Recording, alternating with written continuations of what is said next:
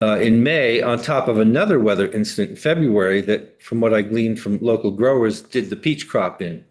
Uh, Now, in my district in Windham County, in the southeast corner of Vermont, that abuts both Massachusetts and New Hampshire, I represent two towns, Dummerston and Putney. Uh, we have four orchards in those two towns, including Green Mountain Orchard, one of the largest in the state. All four of those orchards, Harlow's and Green Mountain and Putney and Dwight Miller and Scott Farm in Dummerston, experienced 90% crop loss. They did have some late apples, but much of the fruit they were able to harvest was not suitable for the table. Uh, Luckily, like Green Mountain and Miller Farm have a lot of blueberries, and the blueberry crop was not affected. So they did get some out of that. But I'm here on behalf of fruit growers and other growers from across the state that experienced similar crop loss. In many instances, there was no crop insurance. In others, what I'm learning about crop insurance is it's problematic at best, and any coverage is limited by a rather complex formula for determining current crop loss against several years of previous year's crops. Bottom line is our growers need help. They're not looking to be made whole, but they're looking for help to get them through the next season. There are other efforts to help growers. We had a fundraiser that raised about $15,000, which was appreciated, but it's not a lot when growing fruit is your business. This would go a long way to providing some help to get people to next year, and I hope that the committee can take it up, do a bit of a deep dive into the realities that growers experienced across the state and come through with some help. Great. Would you take questions if we? Sure. I can do my best. Representative Templeman. Hi there. Thank you for coming to our committee. I've got a question about the apple production of Vermont, or just maybe more specifically in Windham County. Are the apples that are raised there table apples or used for juice? Mostly table apples. That's where you get your price. Juice apples are, for instance, several years ago there was a hailstorm, and about all they were good for was juice apples. But juice is kind of a last resort for what doesn't suit the table. Table apples are where they get their best price. And so with this problem last year in the spring, were there damaged apples that could be used for juice, or was it like an all crop failure? It was all crop failure, 90%. And then the apples that did, that 10% was not suitable for table at all. We have taken some testimony, quite a bit of conversation on the impact of the flooding on the agricultural sector. This is a different, but also climate related problem. Do I understand correctly that those who were affected by the frost at the orchard, others perhaps weren't eligible for any of the state grant money? I think that was entirely flood related. That's my understanding. Or anything different? And I agree. Just we held a meeting for growers at Green Mountain Orchards not long after it happened, and I remember what was shared by someone I consider a longtime grower, who said, when I look back and I start to connect the dots, where I get to right here is climate. Other questions? I just wondered, and I don't know much about this. The grapes are not a tree fruit. No, but they were affected in this, and they would be included. They would be included. That was my question. Okay. They've suffered severe losses as well. Okay. Yep. So the bill as introduced covers grapes. Yep. Yeah, I used to live in Wyndham County, as you know, and I'm familiar with the orchards around Putney, and they are a huge, in my heart, a big part of the culture and the agriculture in that segment of Wyndham County. And do you or the grower Green Mountain Orchard folks have much insight? I mean, up my way now, we go to Burt's and some of these higher elevation orchards in either East Montpelier or Cabot. Near Walden Station there. They seem to have fared better. That frost was more brutal. Yeah. In the south and We don't have final numbers, but there seems to have been effects across the state. There were places where the apples were in their stage of development, they wouldn't have been hurt yet. which may have been these more. Yeah. So we'll have Ledge Council come in and walk through the language, but is the bill distinguished between orchards that took a hit and those that maybe were in areas that didn't? Yeah, I think we would have to determine that where there's real need. And certainly, I would hope that orchards that didn't get hit wouldn't be lining up. Just assume the best there. Other questions? Anybody? Yes, Representative Cole. If the bill and judiciary, the climate superfund bill, if this seems like a really reasonable allocation of that kind of funding. Cool.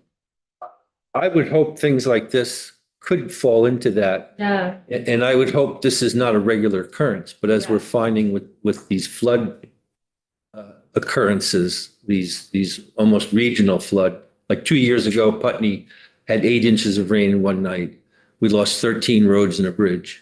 And it looks like that seems to be the new normal that we're getting. I mean, who ever heard of 8 inches of rain in one night? And as we saw this year too, there's places where around us, and I'm assuming around the rest of the state, where they only got one cutting of hay because they just couldn't get in the fields. And so they're buying hay and you know what you do with that much water. I know one farmer got one tractor up to its axles and went to get another one to pull that one out. And it's just a bad experience. Representative Graham? Question? No, I was just gonna say that, that frost that we had in the spring stopped my grass. And, we ended up cutting early to get, so it would start growing again. So it wasn't just fruit, No, it was lots of damage. Yeah. and then couldn't get the rest of the crops off because of the rain. Well, Does anybody who's not on the screen right now, I can't see everybody. Anybody have any questions? Representative Marucki? John? Thank you. Just question for the sponsor. Mike, historically, have there been cases when the state government has helped out orchards? Because I'm sure this isn't the first bad freeze suffered by the industry. I'm not aware, and I'm also not aware of freezes like this. I mean, there have been incidences where there have been late frosts, there's been hail, but this is an extraordinary incident, and that's why we're taking extraordinary measures at this time, just to try to get people to the next season.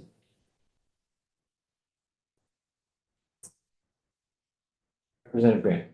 So would this be something you'd be looking for to get out of current budget? Yes. Yeah, it looks like the appropriations for FY 25. Yeah. Right, now. Right. Have to be clear on what current means since we passed out the BAA. That hopefully would release money on July 1st. And, which could be timely. Okay. Any other, Late for, I, you could probably use it earlier than that. I talked to people in appropriations about putting it in the BAA and they said you'd probably be better off to wait. So I don't argue much with people from appropriations. Mhm. all right, any other questions? All right, well, thanks for coming in. Thank you. Thanks for your consideration. And I mean, there are a lot of growers who would love to testify. So at some point, I hope you can take this up and we can start to hear some testimony from growers. Well, thanks for raising the visibility of the issue too. Thank you. Thanks, everybody. Yeah. And I hope I'm not standing between you and going home for the weekend. No, we've got, we got a lot more on the plate table. Well, thank you. And Mike drafted this bill. Thank you. I had a feeling maybe Mike would back. Yeah. So Mike, we've got, I think, do we have 3 people on? Yeah, so we've got the 5 of us here, we got 3 folks online. I was hoping that we could have a discussion that you could help be part of and then do a little markup on 614. And do you have another commitment this afternoon? I don't think we want to stay very late, but. I don't have enough. Good, yeah. So could I ask everybody to bring up, if we've got a device, can you bring up 614? I don't know. Do you want me to put it on the screen? Actually, yeah, maybe that would be good. So we're gonna have Mike put it.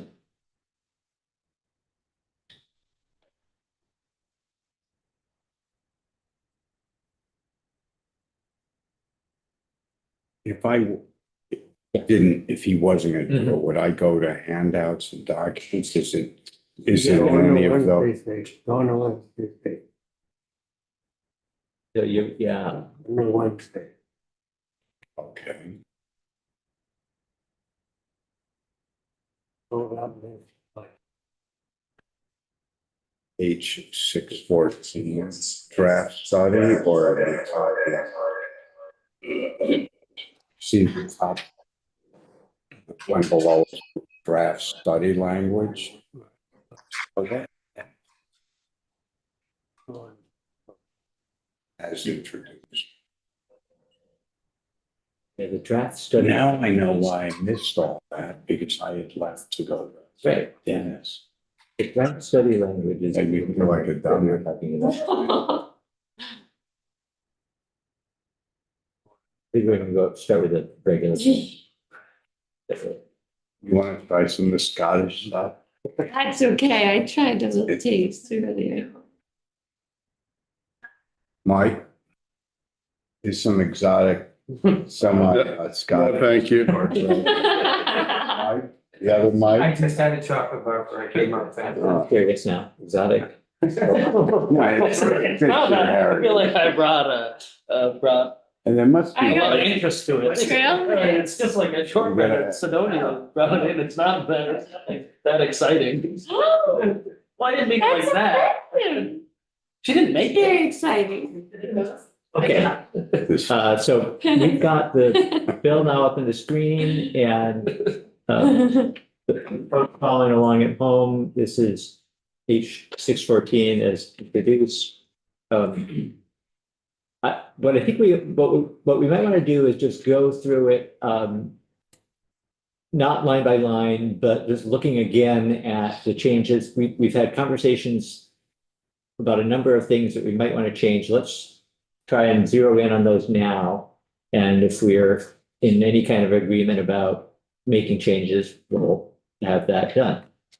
So, Mike, you want to just? Sure. I'll turn it over to you. So the first section is the amendment to the home improvement fraud current crime to clarify or to distinguish home improvement and land improvement fraud. And then on page 2, to define what land improvement means, which would include limbing, pruning, cutting, or removal of trees or shrubbery, or forest operations as that term is defined in 2602. So the big change here or addition is well, maybe it's not the big, but the section 4, forestry operations is now added.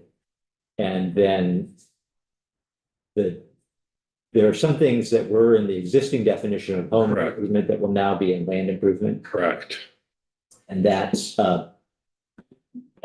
Limbing, pruning, removal of trees or shrubbery are in current okay, law, as well as construction, replacement, installation, paving, or improvement of driveways, sidewalks, trails, roads, or other landscape. yeah, okay.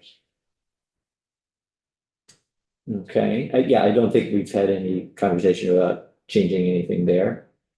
And then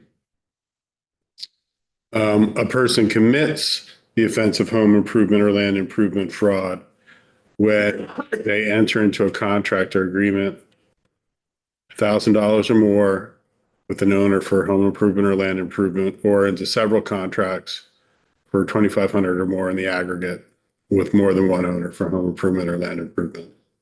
So that $1,000 is a trigger. So it's the 2,500. The bill as introduced takes existing language that includes a $500 trigger. The 500 was raised to 1,000 because when you move this from home improvement to land improvement and you include landscaping, it theoretically includes like the contract you give the kid to cut your lawn summer, and $50 cut, you're going to exceed $500. So that was the theory of raising 500 to 1,000.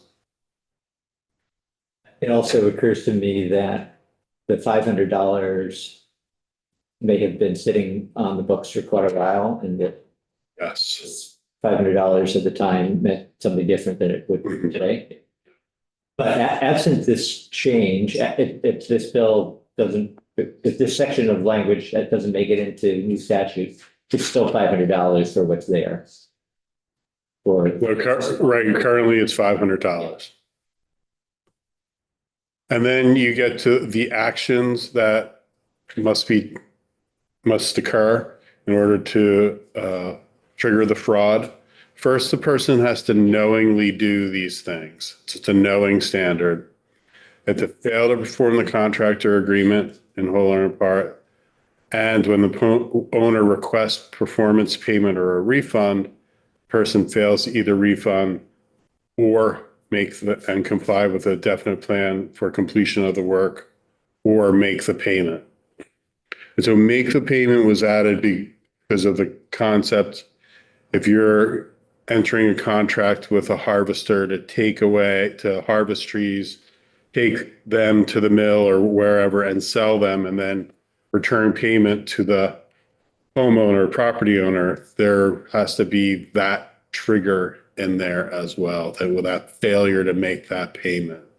So existing home improvement law allows a refund, but it doesn't envision the homeowner losing an asset. Correct. And that's okay. So that explains why we have the new payment and then make it. Yeah. You can also trigger the fraud trigger by misrepresenting a material fact in the contract, using or employing unfair or deceptive acts or practices, and when there's a declared state of emergency, effectively price gouging. That's existing law. That's existing law. So then you come to when a person is convicted of home improvement or land improvement fraud, they notify the Attorney General. The court notifies the Attorney General. The Office of the Attorney General places that person's name on the registry of home improvement and land improvement fraud. And again, there already is a registry. It's already a registry. It's a little hard to find, but there's already a registry. A little hard for consumers to find. Mike, Yeah. so when you're saying they've been found guilty of land improvement fraud, would that mean potentially both an either or, I guess, but a civil action, a civil judgment brought by a property owner, or say a criminal action brought by the state's attorneys? Either of those would trigger this action? So we're in the fraud section, and this is just a crime. In the timber trespass chapter, you can have either the crime or the civil action. But for home improvement and land improvement, it's just a crime. So a civil judgment then wouldn't trigger these. Civil judgment for violation of the contract here would not trigger these requirements, no. Okay, got it. Thank you. When a person is convicted. A person who violates subsection B, which is the fraud, shall be imprisoned not more than 2 years or fined not more than $1,000 or both if the loss to the single consumer is less than 1,000. If it is a person who's convicted of a second or subsequent violation of subdivision 1, they shall be imprisoned not more than 3 years or fined not more than 5,000 or both. Person who violates B shall be imprisoned not more than 3 years or fined not more than 5,000 if the loss to a single consumer is 1,000 or more, or the loss to more than one consumer is 2,500 or more. The person who is convicted of a second or subsequent violation shall be imprisoned not more than 5 years or fined not more than 10,000 or both. Person who violates C or E shall be imprisoned for not more than 2 years or fined not more than 1,000 or both. So those are not changing. The penalties, penalty ranges, imprisonment terms, they are not changing. So I just wanted to flag that, and I'm not going to propose that we do change them, but I think it's something just to be aware of, since these numbers have been in place probably for some time as well. And just in terms of thinking about deterrence, whether they're effective at the levels that they're currently at. Okay. And we'll, I'll say again, just because somebody may be curious, this bill will go to the Judiciary Committee with whatever our recommendation of the committee is, and would get further scrutiny. I'm sure that would be one thing they would be wanting to look more carefully at.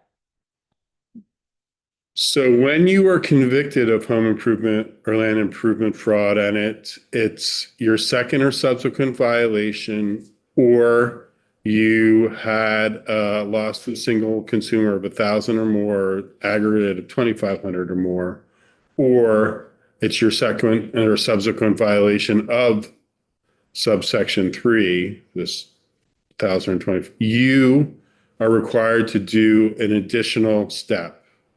You may not engage in home improvement or land improvement for compensation unless you work for a company or individual engaged in those activities and the company has not previously committed a violation of home improvement or land improvement. The person has no relation to the company personally or in its corporate form, and the person notifies the company or the individual and notifies the Attorney General. So that's so to not take away someone's profession, they can still engage in these practices, but they have to do it for someone that is reputable, has no previous violations. It is not some sort of shell corporation that you set up with your 12-year-old daughter as the CEO. And you have to notify the Attorney General of your activities. And if you don't do that and you want to engage in the activities, say you want to continue to operate your own company, you have to notify the AG of your intent to engage in the activities, and you have to obtain a surety bond or a revocable letter of credit in an amount of not less than $50,000. As you talked about discussed, was it either last week or earlier this week? That 50,000 has been 50,000 since 2007. I think let's put a yellow picky or flag that too, because I feel like that's something we may. 50,000. Yes, the dollar amount. And Okay. increase that. So moving on from there, the AG has conditions for when they can release that letter of credit or surety bond or your requirement for it. That any claims against a person relating to home improvement or land improvement fraud have been paid. There are no pending actions or claims against a person. The person has not been engaged in home improvement or land improvement activities for at least 6 years and has signed an affidavit so attesting.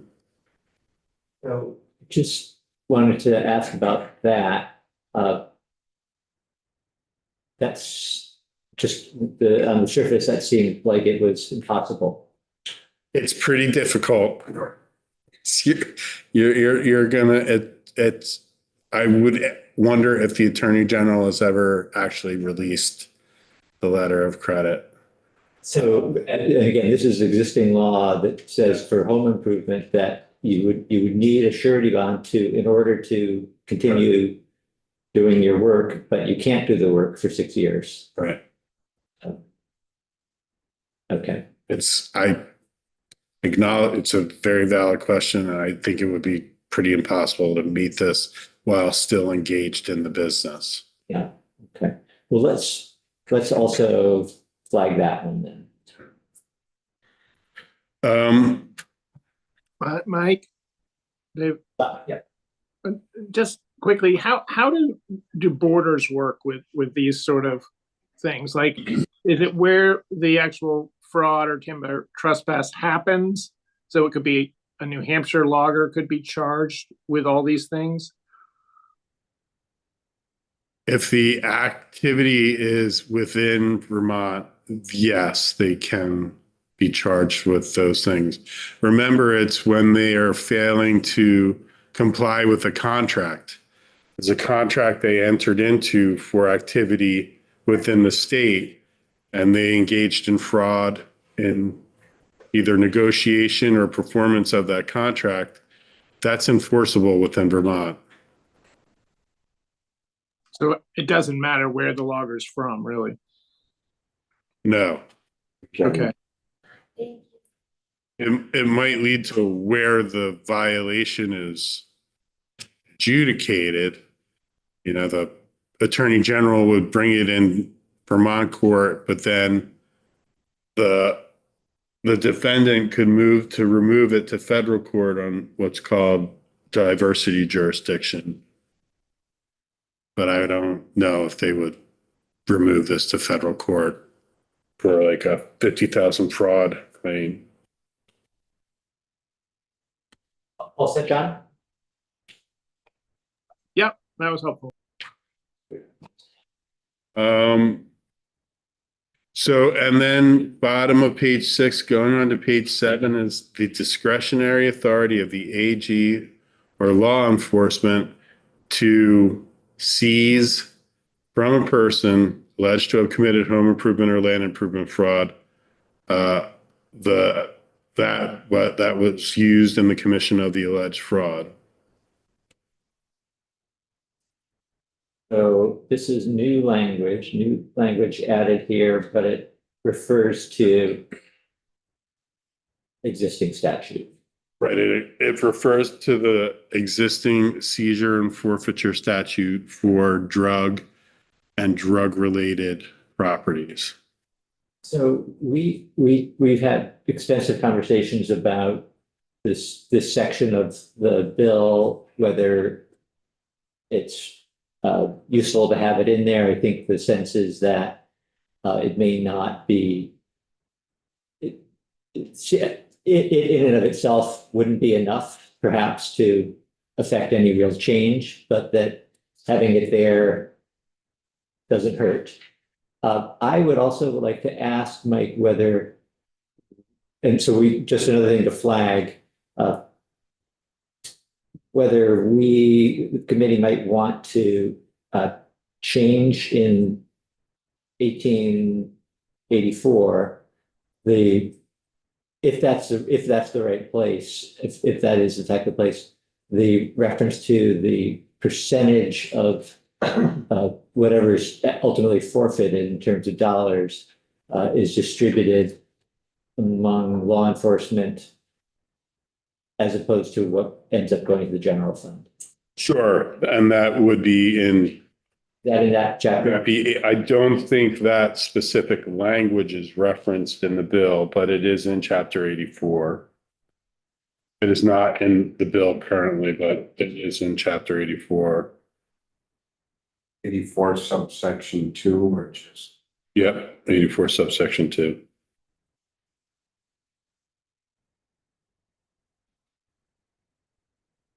I think another potential amendment here is being clear that the state's attorney could use this authority as well. So right now it says the attorney general or a law enforcement officer. Specifies that, yeah, right, good. In fact, the state's attorney wouldn't be covered.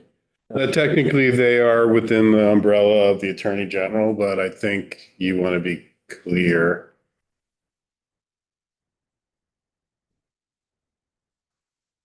So moving on, a person convicted of home, sub H is basically the debarment list. There's a list that the state keeps that the state is not allowed to contract with those persons for any activities because of their prior history. They would not be able to receive grants or contracting for a period of up to 3 years following the date of conviction. And I. And then I is person subject to financial surety for timber trespass may not engage in land improvement activities unless the person has satisfied the financial surety requirements for timber trespass. You don't want a person convicted of timber trespass for harvesting timber to then be like, oh, I'm not a timber harvester anymore. I'm a landscaper. And so I'm not subject to that in that surety requirement in order to do landscaping.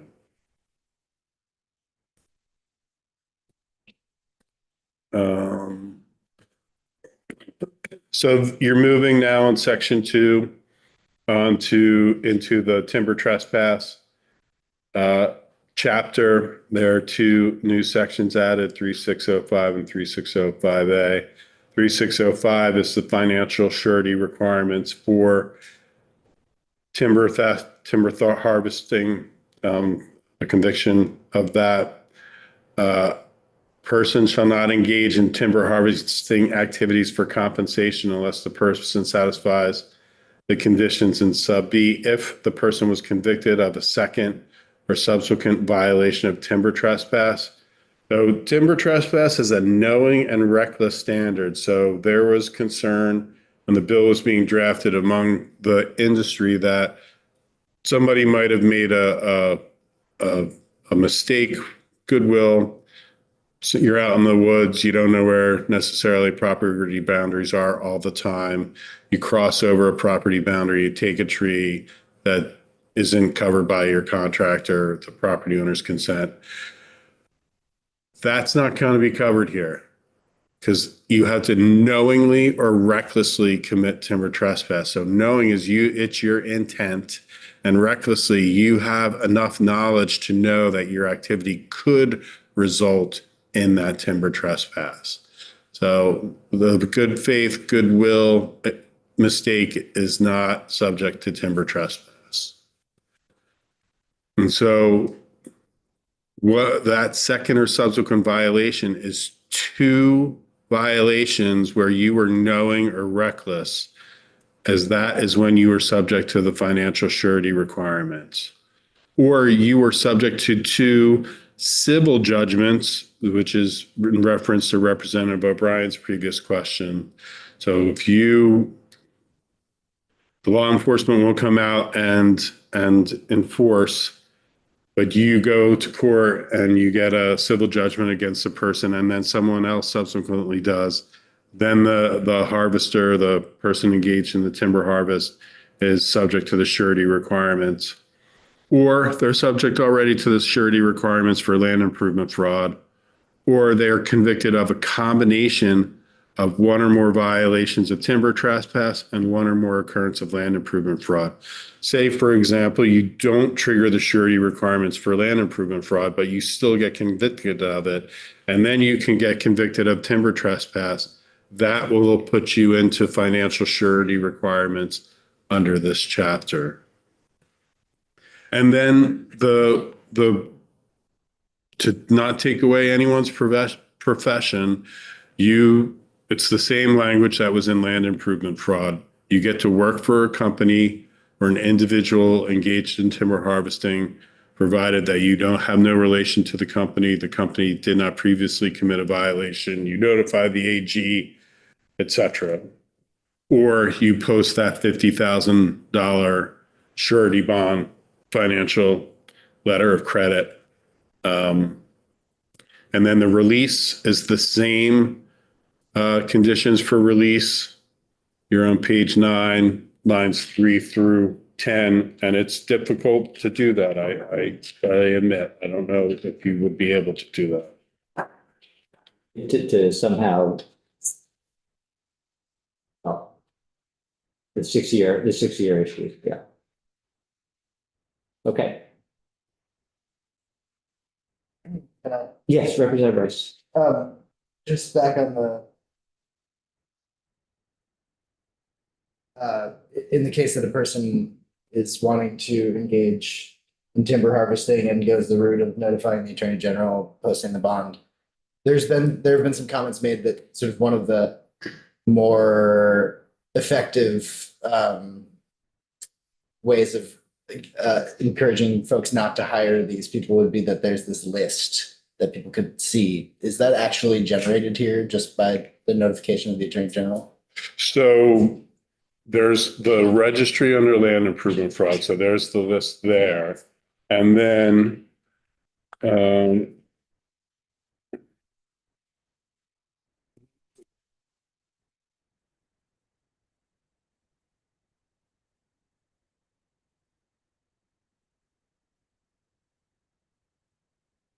there is no list for timber trespass. I think there was at one time, and I think it was uncertain who would keep it. I think it would be easy to say that a person convicted of timber trespass, once convicted, the Attorney General adds that person's name to the registry of land improvement fraud. I think that would be pretty easy to do.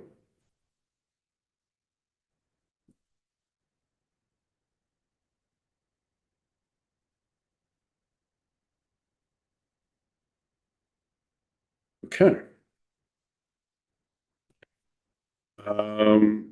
So on page 9, you're at the new section that's added that authorizes the Attorney General, law enforcement, to seize property used in the commission of an alleged timber trespass. And then in that same section is the debarment provision for those convicted of timber trespass for state grants or contracting for 3 years. Should I move on?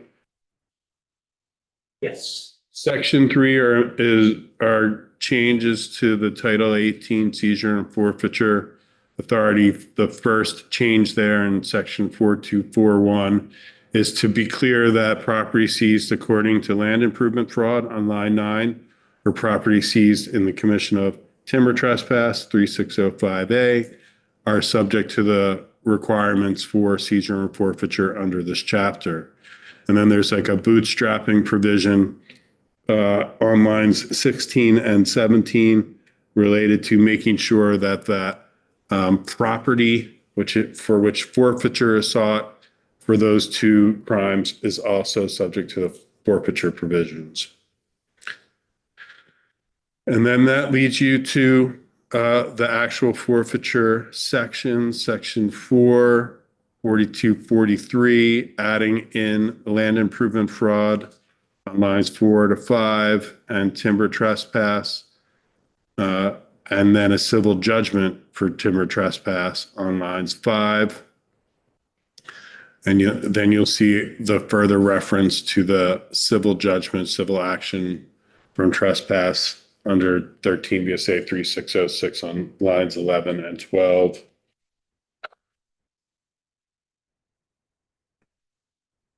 And then we have that provision at the bottom of page 11 where you don't need to identify the type of quantity of regulated drug involved in a timber trespass or land improvement fraud, because hopefully there's none involved. Section 5 is a conforming amendment about the records when the property is applicable or is subject to the forfeiture. And then section 6, you're out of the seizure chapter, you're into session law. This is a condition of operation. I don't know if the Attorney General expressed any concern about this section, but this is not ex post facto penalty. This is a condition for future continued operation. So after the effective date of this act, if a person has been convicted of criminal trespass and had been required to file that surety bond or letter of credit, they shall, as a condition of continued future operation, have to continue to have that surety bond or letter of credit. So it's if you've been convicted and say you didn't have a surety bond requirement at the time, which you wouldn't have had for timber trespass, but you now would have been required underneath the new requirements, you will now, as a condition of continued operation, be required to have that surety bond requirement.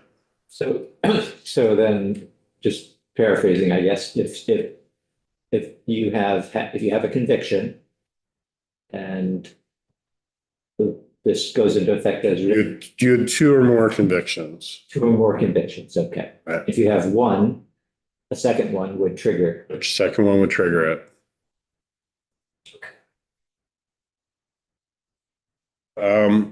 And then the last subsection, the AG sends notice of the requirement for a surety bond or a letter of credit to any person in the state who, as of the effective date, had failed to pay a criminal fine or civil damages assessed for timber trespass.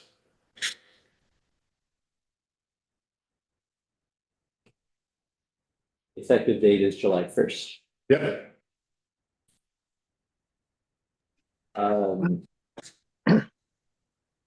See, John.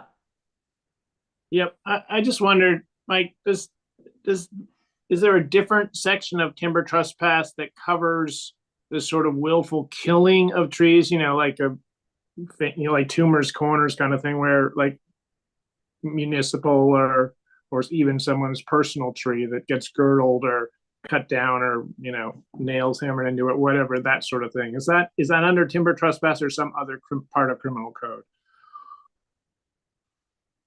That isn't under timber trespass.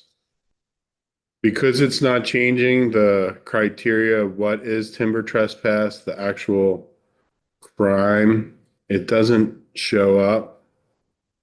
Hold on a second. In the bill, it's Okay. 3606A. So no person shall knowingly or recklessly cut down, fell, destroy, remove, injure, damage, or carry away any timber or forest product for any use or purpose whatsoever, or timber or forest product belonging or growing belonging to another person without permission from the owner of the timber or forest product, or deface the mark of a log, forest product, or other valuable timber in a river or other place. Okay. So that stays where it is. Yep. While we're here, other questions? I'm hoping that you'll indulge me since I realize it's getting late on a Friday, but since we're focused on this, if we could then pull up the other document that has the language, the draft language for a study that would be in addition to. So I never saw. And I think that's on this, it's also posted. Same page, Yeah. draft study language, What date is it under? Same day. Wednesday, January 24th. I think when we looked at this the other day, we had printed copies that we walked through. So, this is well, first of all, it's a misnomer in the title that it's the department doing the study, because they are not doing the study. You'll see in the first subsection, it's the Attorney General, and the state's attorney submits to the General Assembly a report that includes current issues pertaining to enforcement of timber theft and trespass laws, recommendations for staffing and budget implications to improve enforcement, and then also an update on the cost, schedule for implementation, and required statutory changes, if any, if a harvest notification system with trip tickets was implemented by the state for improving harvest monitoring and mill delivery monitoring to ensure consumer protection. And the AG and the state's attorney is authorized or is directed to consult with the Department of Public Safety, the professional logging contractors, the Forest Products Association regarding the above issues. I do need to note that I'm not sure how much expertise the Attorney General and State's Attorney has for the second part of that report. Mm-hmm. The harvest notification and trip ticket system cost and schedule for implementation. They will definitely need to consult with the other interested parties, in my opinion, on that subdivision. Agree. So if everybody recognizes that, and I think they do we need to rework the language? The language could be reworked anyway. I'm not sure where it came from, but. All right, Representative Rice. Would it make more sense to split them up and have the Attorney General and State's Attorney responsible for the issues pertaining to enforcement, and then have FPR or someone else responsible for the? I think that's very logical.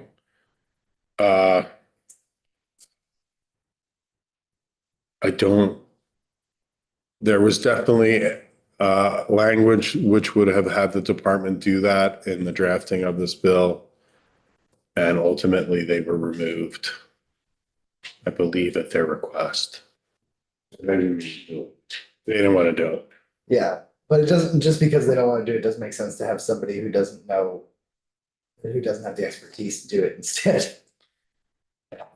All right, we can talk about that.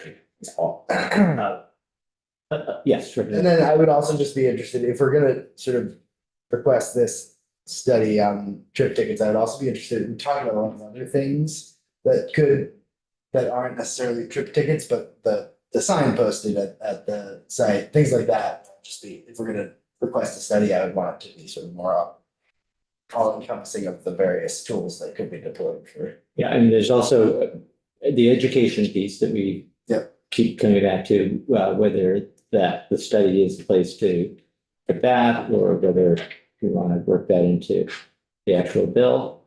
Any thoughts on that? Well, my thought is, when that study group gets engaged in this, to Mike's point, there are a number of other tools that would be helpful that they will look at. Well, Come to consensus, you know, Yeah. as well as what you were just saying. as long as that's, I mean, because what I'm not interested in is asking for a study about trip tickets and then having a study come back that says all the things that everybody's already said about trip tickets, which is that we don't have the for a stranger system that the other states do, and Right, and so I would hope to see information on the other tools. If that is what the group determines to be the reality about trip tickets, what are other tools that might not have that same level of, resource deployment necessary but could help to.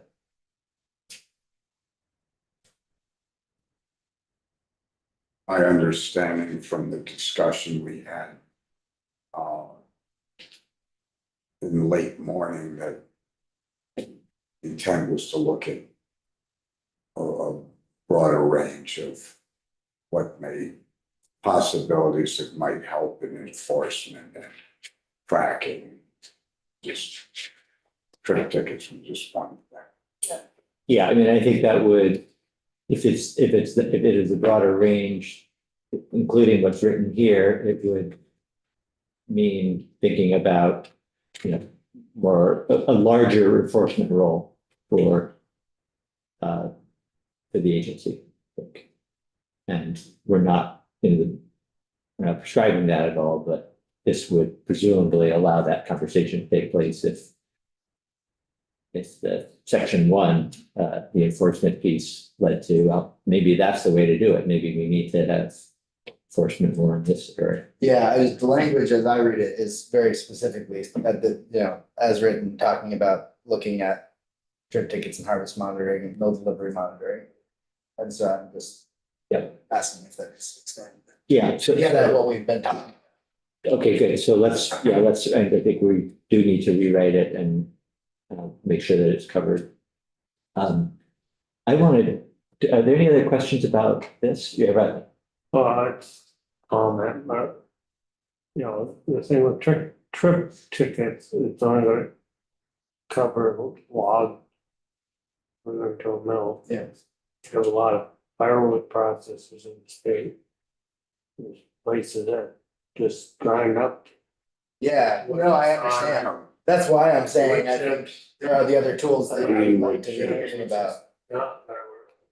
No, I totally understand that. That's why I think the other tools could end up being more sort of helpful. I just wanted to flag something that one of our witnesses a day or two ago mentioned, not about this, but about the bill, the expungement. Is a concern about that. If we pass all this and the crime that has a 6-year rating period we talked about is expungible in short term, and this is not our area of jurisdiction or area of expertise, but is that something we need to be thinking about as we wrap this up? He hit an area of law I know almost nothing about. I know that the Judiciary Committee has looked at it and they had requests to revisit it again, but I would have to look and see if this is expungible, which I think it probably is. And the time frame for that, the process for that. Okay, So I can look into that. yeah. Are there any other questions about either of these two documents or any other suggestions, things that we wanted to flag?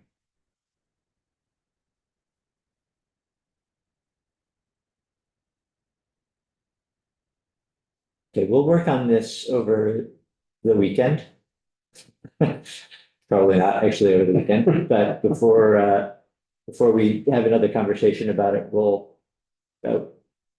get updated drafts and maybe a single draft incorporating the two, if that feels like the way to go, and pick it up again next week.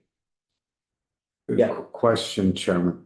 When you say incorporating the two, what two are you talking about 214? And Yeah, I'm talking about the, okay. what we have up on the screen right now. Or 614. Yeah, into 614. Yeah. You're thinking about incorporating the two.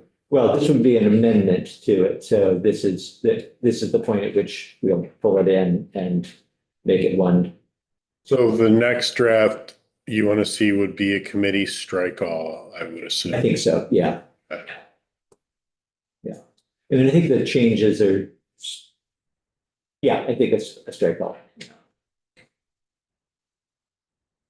And why don't, anybody who's interested in talking with me about the details of that, we can have that conversation. I want to let people go. Okay. Thank you, those here and those not here, and have a great weekend. Thank you. Have a great weekend, everyone. Bye, Dave. Bye. Bye, John. Bye, Heather. Bye, everyone. Have a great weekend. Happy birthday.